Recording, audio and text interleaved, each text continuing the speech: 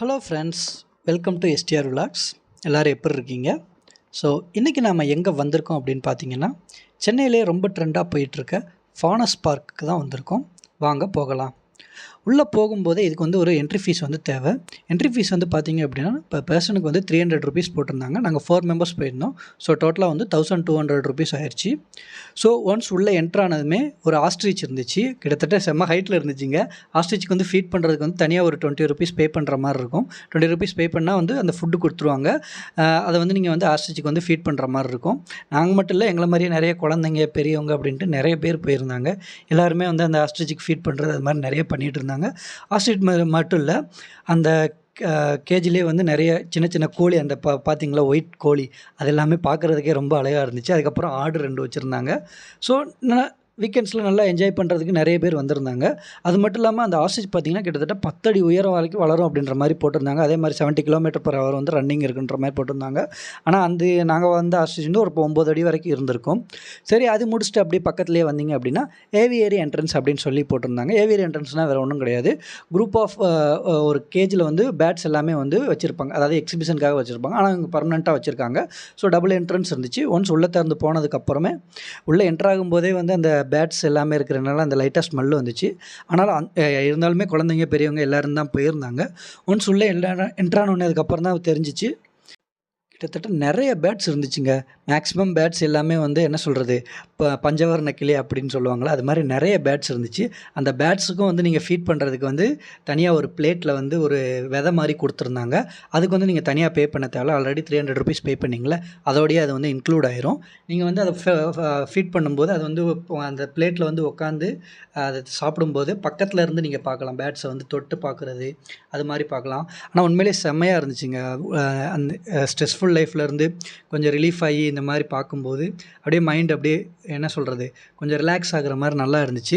அது மட்டும் இல்லாமல் நீங்கள் பிளேட்டில் வச்சு தான் கொடுக்கணுன்ட்டு கிடையாது.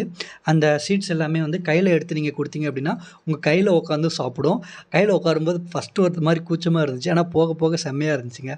அது நிறைய பேட்ஸ் இருக்கிறதுனால அந்த பேட்ஸ் எல்லாத்துக்குமே வந்து அந்த வெயில் காலம் அப்படின்றதுனால தண்ணி வந்து அடிக்கடி வந்து ஸ்ப்ரே பண்ணிகிட்டே இருந்தாங்க. அதுக்கு செப்பரேட்டாக வந்து என்ன சொல்கிறது, ஒரு இது மாதிரி வச்சுருக்காங்க, மிஷின் மாதிரி வச்சுருக்காங்க. ஆட்டோமேட்டிக்காக ஸ்ப்ரே பண்ணிகிட்டே இருக்கும். எல்லாருமே வந்து அந்த பேட்ஸுக்கு ஃபீட் பண்ணுறது, ஃபோட்டோ எடுக்கிறது, அந்த பேட்ஸ் பண்ணுற சேட்டை எல்லாமே பார்க்குறதுக்கு உண்மையிலே செம்மையாக இருந்துச்சுங்க.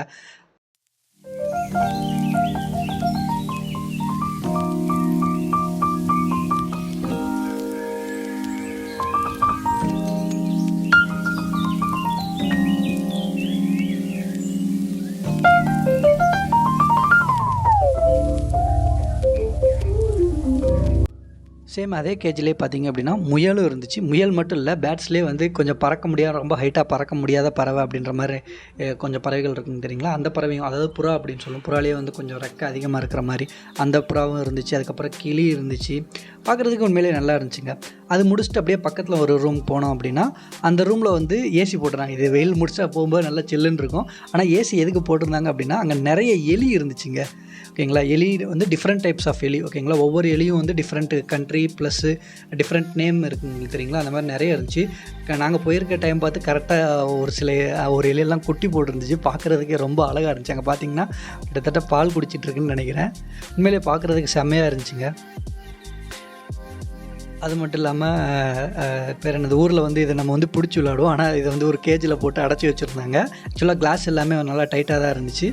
பார்க்குறதுக்கு ஒரு மாதிரி இருந்தாலும், அதாவது இதுக்கு முன்னாடி பார்க்காதவங்க பார்க்கும்போது ஒரு மாதிரி இருக்கும்.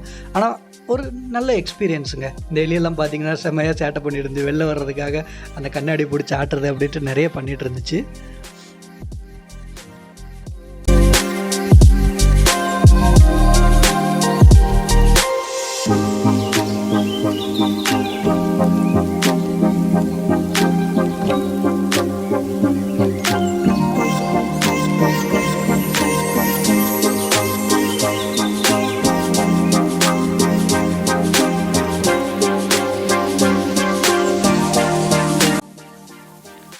சேம் அங்கேயே வந்து பார்த்திங்க அப்படின்னா மீனும் வச்சுருந்தாங்க. நிறைய மீன் கிடையாது, நிறைய ஃபிஷ்ஷஸ் எல்லாமே கிடையாது.